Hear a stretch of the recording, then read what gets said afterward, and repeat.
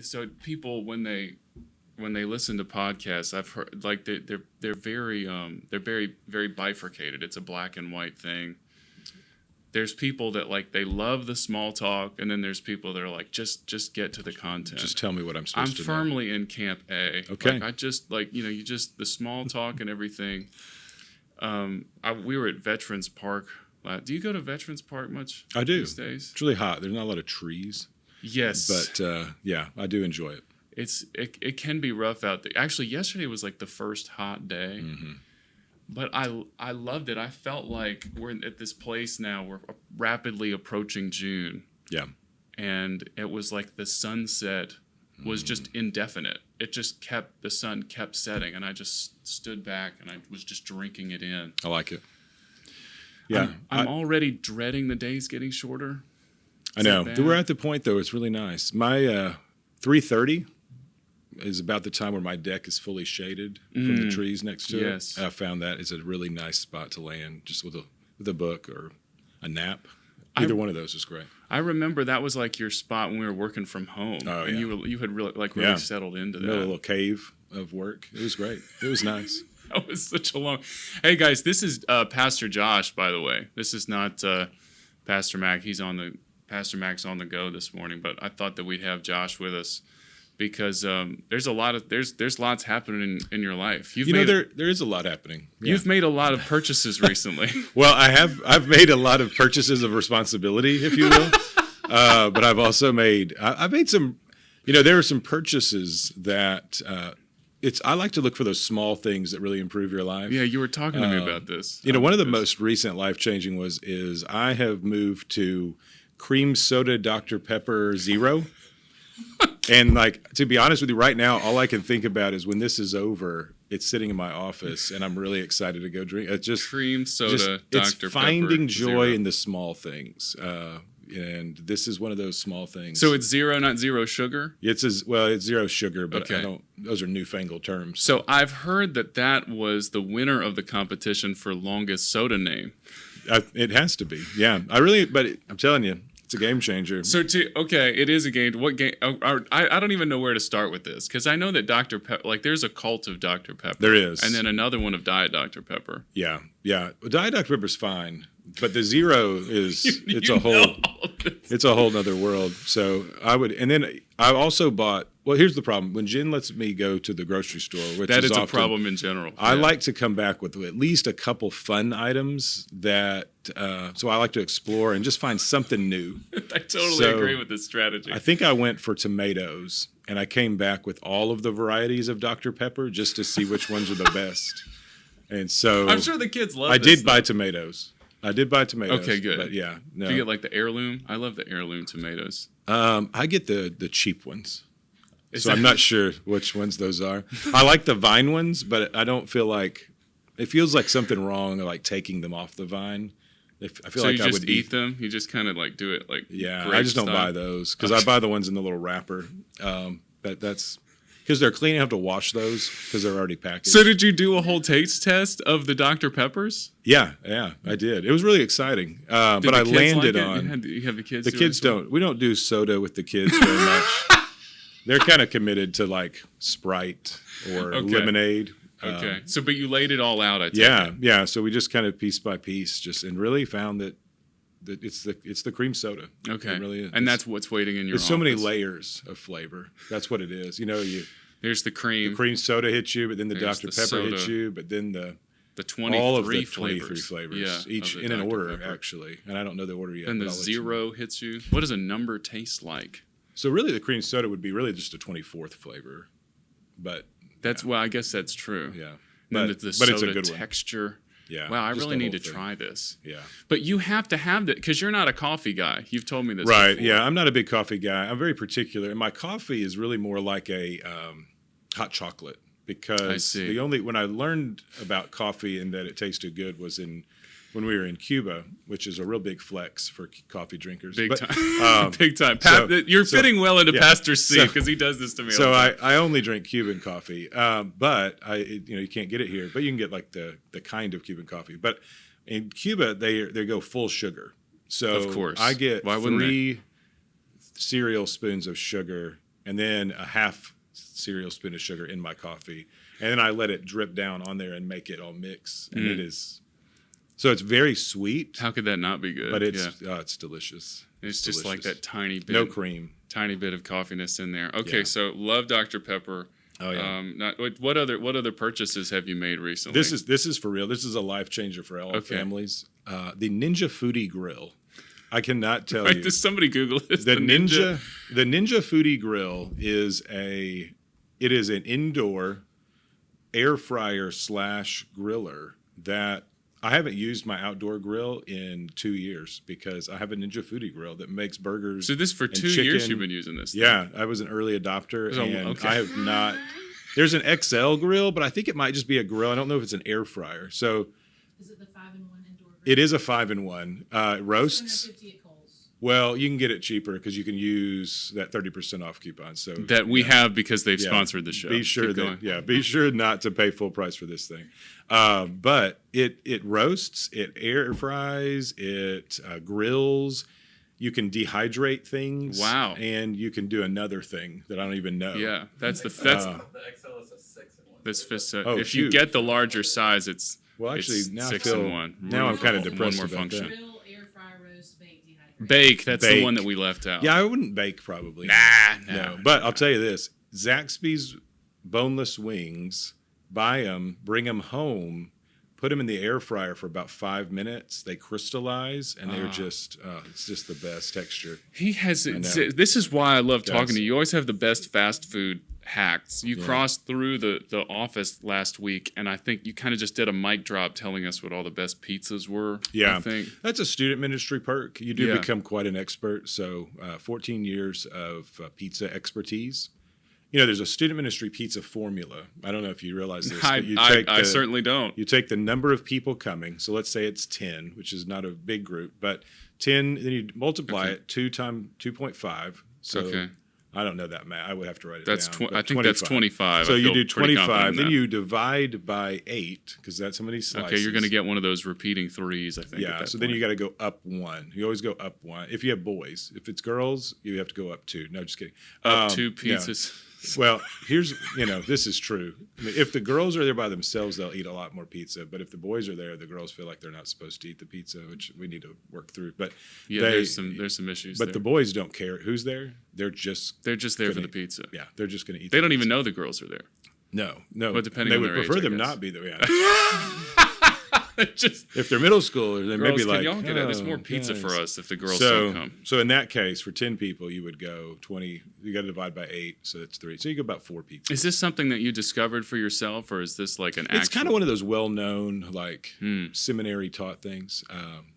Maybe not seminary taught. How often during your illustrious youth ministry career have you like brought home like leftover pizza and just made that your meal for the rest of the week? Early on, I did it a lot. Eventually, you just get really tired of it because you're usually going the cheaper pizza, which we won't name because I don't want to hurt anybody's feelings. Well, and they don't sponsor the show, right? But that would be an anti-sponsor. But So we don't really know. I don't know that I love it in as much as I used to. Now I've taken it up to like the gourmet pizza, right? So that's much better. Well, I feel like you got an understanding of the best Dr. Pepper flavors. Yeah. You've got like an incredible long-standing pizza career. Right. You've extended your prime there, to borrow some NBA parlance.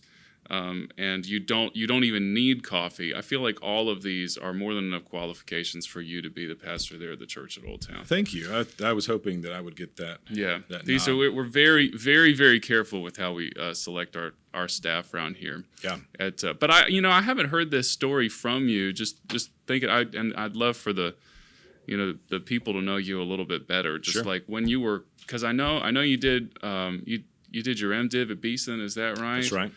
But before then, like, I would love to hear just like your call to ministry in the first place. That's really interesting to me.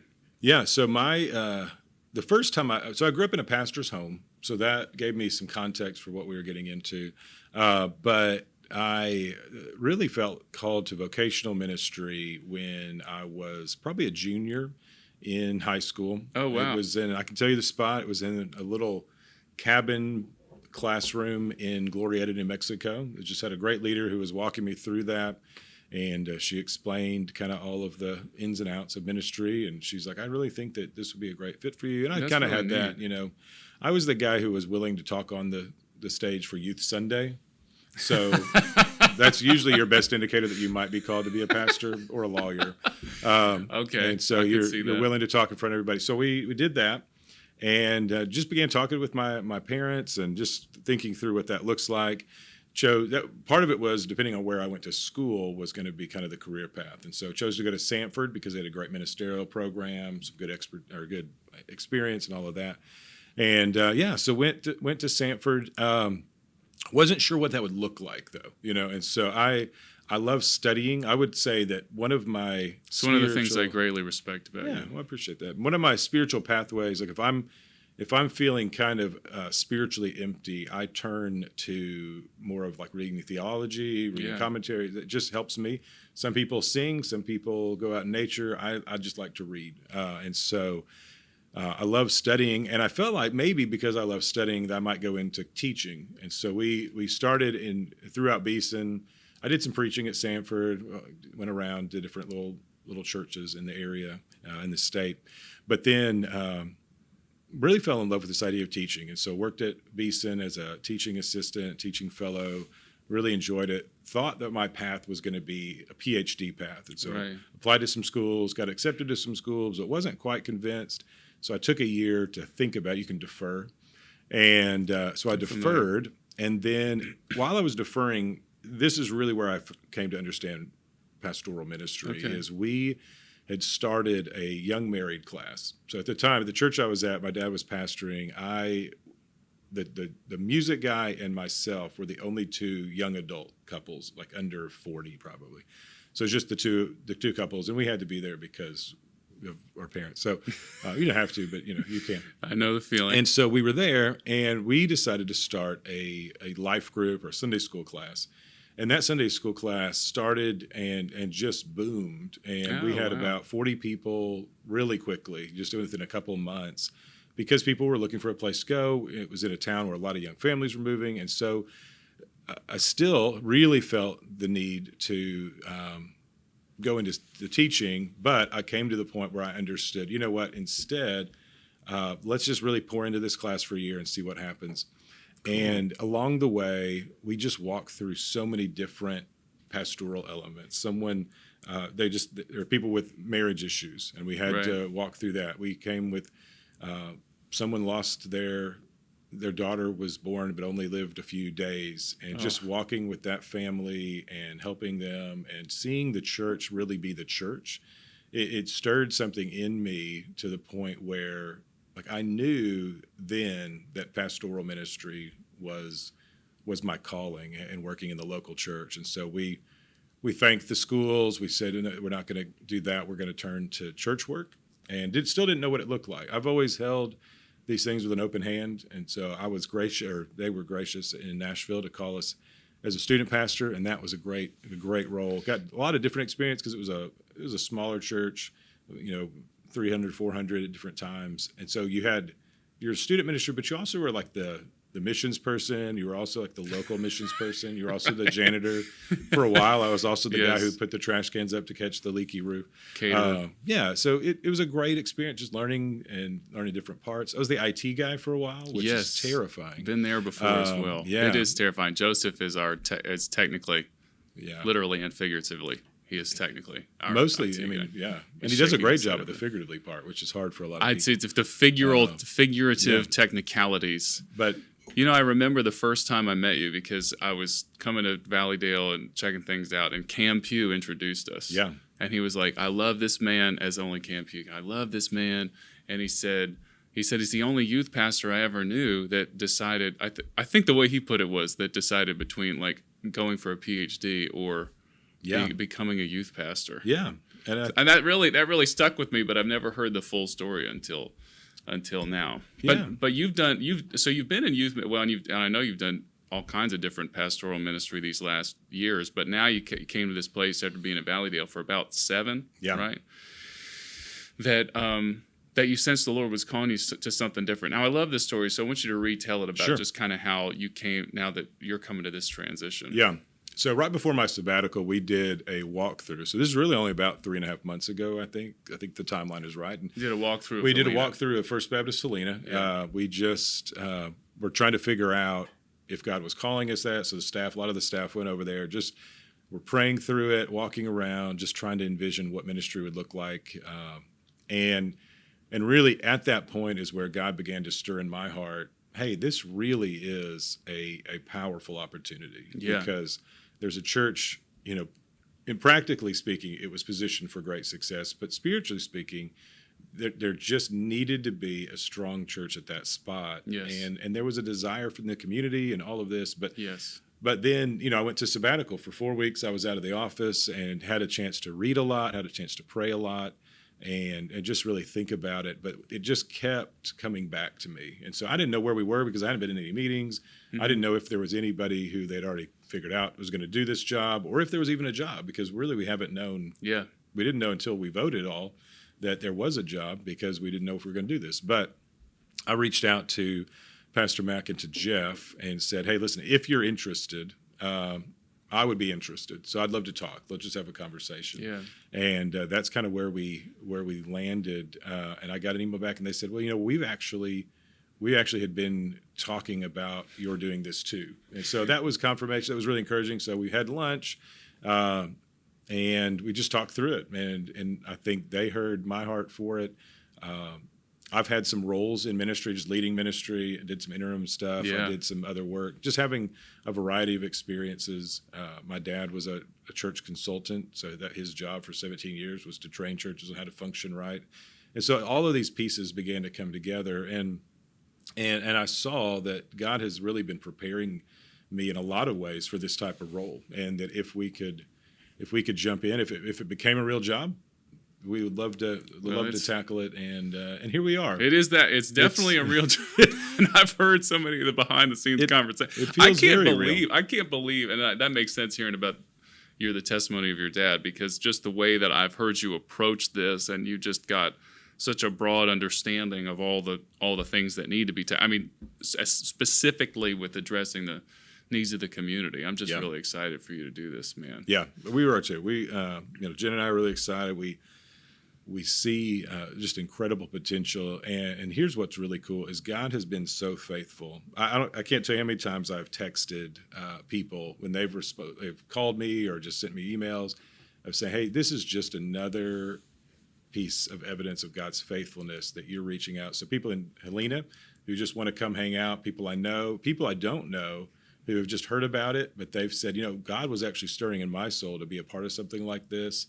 I had lunch with a guy on Thursday, and he said, God has really been stirring us to help with a project like this. We've done a couple of church plants. We'd love to just be, we'll just be there and help wherever we can. And people from Valleydale coming and saying, hey, listen, we had to make a spreadsheet of all the people who've said, hey, we want to be a part of this. And so it's just confirmation, I think, of God's grace and God's call that this is where he has me, but also where he has Valleydale. Oh, yeah. Yeah. Well, that's something that Pastor, I feel like, said so well, is that this is a challenge that our church so desperately needed right at this point. That's right. The Lord has given us kind of this blessed upward trajectory for these past 3 years or so, and now it's time to reload and tackle the next challenge. Challenge before was like, well, we kind of need to get set up under a new senior pastor. Right. And now it's like, well, where's the Lord going to take us next? And then who knows after that? So you guys keep praying. Pastor Josh is going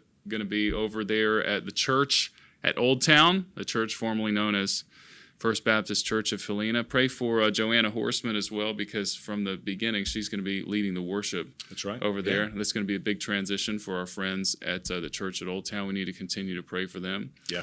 And then, I don't know, is there anything else we need to talk about before we jump into the text that Pastor preached yesterday? No, I think we covered prayers for the church, and I would say one of the biggest prayers we have is just that God would begin opening hearts even now in the people of Helena, that they would feel the need to find a body of believers, whether they've been out of church for a long time, whether they just never have attended church, whether they don't know anything about God or have moved far from God. It's God who's going to bring the people, and we're going to work really hard to be ready for them, but we're excited about the potential there and the stories that will come out of it. So yeah, just keep praying. Yes, indeed. Keep praying. Let's open the word, shall we? I guess I should probably clarify what I said about Joanna a second ago, because you're not permanently going over there. That's not the plan. Not that she knows of. Not permanently going. She's still our communications director. She's just obviously very gifted with leading worship, so she's going to help there at the outset. At the outset. Hey, another fun Bible, another fun purchase. So, okay, the good. Ancient Faith Study Bible. Tell me, does this have like quotes from the church fathers? It does. It's a CSB translation, but it has all of its study notes are from the early church fathers like Augustine, Jerome, Chrysostom. I'm all jealous those of guys. this. I need to get one of these. Yeah, plus it's just really pretty. I mean, the red chapter numbers. Yeah, it's a really nice Bible, but it also has some great notes. It'll help you understand just the breadth. If you're a church history fan, which I know a lot of people here are, this is a great resource because not only does it give you those notes, but it gives you biographies, kind of tells you about how certain doctrines came to be concluded. And so, yeah, it's a great, plus it's pretty. It's pretty. That helps. It does help. It has some really neat little factors here. So again, that's the Ancient Faith Christian Standard Bible. Yeah. All the study notes being from the ancient church fathers. That's really cool. So you're fan. probably going to give us some exceptional insight today as we think for these next few minutes about 1 Peter chapter 3. So this is always different when we get to talk about a sermon that neither one of us preached. Right. But that's not going to stop us. No, is it? Nothing will. What kind of pastors will we be if we didn't critique a sermon that we didn't preach? What kind of something like that. Hopefully, pastor is listening to this right now to lend to us some accountability. Now, Pastor Josh, I know that you told me that you were actually the online host yesterday, so you were watching this remotely in a sense. Yeah. And so as always, I'll continue to say it every week. I hope that if you guys weren't there yesterday, that you're going to go back and listen to Pastor's message. Such a helpful word. Pastor even said that this is something that we'll probably use this message as well over at over at the church at Old Town. Yeah. As they get started, because it is all about how we function as the body of Christ, how we're seen in the community. Right. But also with how we are kind to one another. That's right. Any opening thoughts? Yeah, I think this is such a good reminder. You see it in Paul's letters, in the writings of John and Peter.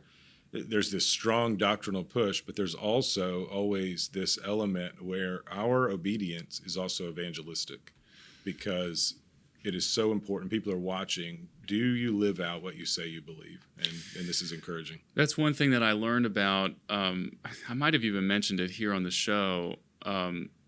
It's a type of apologetic. It is like, and I forget the technical name for it, but just as people outside the church, they will, perhaps it won't convert them, but it will help them understand that this is something real as we live our lives devoted to this faith that we believe to be completely true. That's right.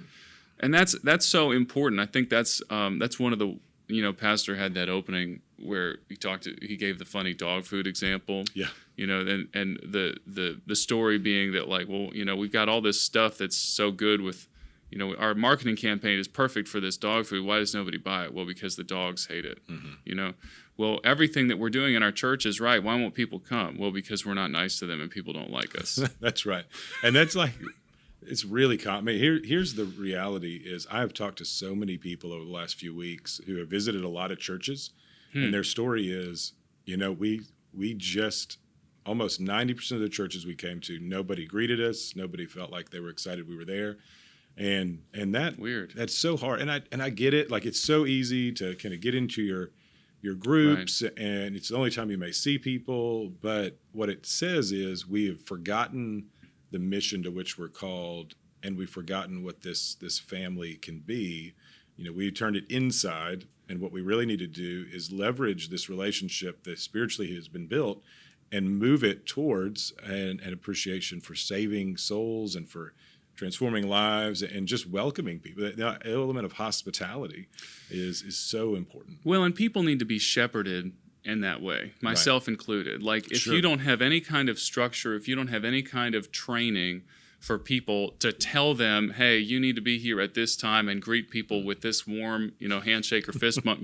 Right. If you don't tell people they're not going to drift towards doing that. Yeah. Now, there's some people that have like a particular spiritual gifting. They're always going to be welcoming. That's et cetera, et cetera. But for the most part, and what we do here on a Sunday morning is very, very structured. Right. There's teams of people at each entryway. They know how to greet people. They're there every week, so they know who the new people are. Right. They know where to point people. Like, oh, you have kids, you need to go over here. Like they've been trained to do that. Does that make them insincere? Of course not. It just makes it. It just makes it. We're structuring how we do Sunday morning to do our best to follow what Scripture says. Yeah. And welcoming others. That's right. And it's just internalizing those spiritual elements of, what he talked about, compassion, humility, understanding that we are here to serve the other instead of ourselves. And I know it's hard, and there's this pull, and sometimes we just don't even see it. But I think I've always had, because with student ministry, I go to lunches at schools and when I can and do all of that. And I'm always burdened by the kid who's sitting alone, Yes. and it's kind of it's a thing that people see, it's a thing. But, you're always burdened by the kid who's sitting by themselves. I was that kid. Yeah, I mean, I felt like when I moved, into Nashville, I was just very different because I was from the north. I was from Illinois, and people didn't know how I talked or were confused by that. I didn't understand how they talked. And so I sat down and I wasn't welcome in the group because I moved into a town that everybody grew up and they're still friends with whoever rode their bus in kindergarten. Like, that's how the town is built. Like, oh, you were in my neighborhood, so that's your friend group.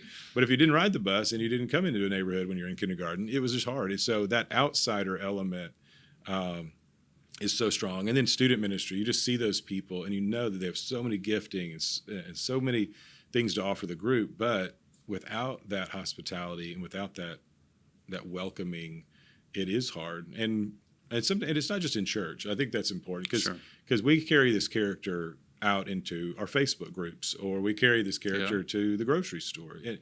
And just demonstrating kindness and compassion has become so unexpected now that I think it is an apologetic. I mean, people now don't have to be able to spout Augustine and Chrysostom and Didymus the blind. You don't have to know who those people are to convince people that you must know something that they don't about the world. Now you simply just have to be kind, ask them how their day's going. Service workers are so maltreated, and we treat them like they're machines or tools instead of human beings who God created and loves and wants them to feel joy, and you have the chance to do it. And so just by accepting that opportunity, you have at least tried to bring some light and show people that compassion that God has shown you. What you're saying is 100% true, and I can think of examples where all I've done has been kind to people, and by the end of the conversation, they're like, "So what are you, like a pastor or something?" And that's sad that it takes a paid position to be kind to people, because here, that's the other thing. When I greet kids upstairs in the student ministry, they know it's my job to greet them. When a kid comes over and talks to them and says, "Hey, come sit with me," that makes a world of difference. Same with the church member. We carry a level of, it's our responsibility and it's our job to be kind, although it's because of Christ, not because of the job description. But I would say that much more do we want to put in the hands of our church members, other Christians, to do these things. So, yeah. I pray that's an encouragement to everybody that's tuning in with us today. And thank you, Pastor Josh, for being here. Absolutely, man. Thanks for the opportunity. We look forward to getting things rolling. Appreciate prayers. And it's always a good time. I'll finish this up with a really funny note. Well, at least it was funny to me, because they're in the a big part of the text that Pastor used yesterday was this quote of Psalm 34. You see it's block text quotation there. You get to verse 12, "For the eyes of the Lord are on the righteous." The eyes of the Lord are on the righteous. What was I thinking about every time I look at that? I don't know. Chuck Norris, "The eyes of the ranger are upon you." I could not. Why could I not get that out of my head? Growing up, that was the only show that we were allowed to watch at my grandparents' house. that and Rams football. So I'm very familiar with. Did you ever see the Conan O'Brien thing a long time ago, where he would pull a lever and a random Walker Texas Ranger clip would play? No, but I'm sorry that I missed that. It would. Brody, have you ever seen that?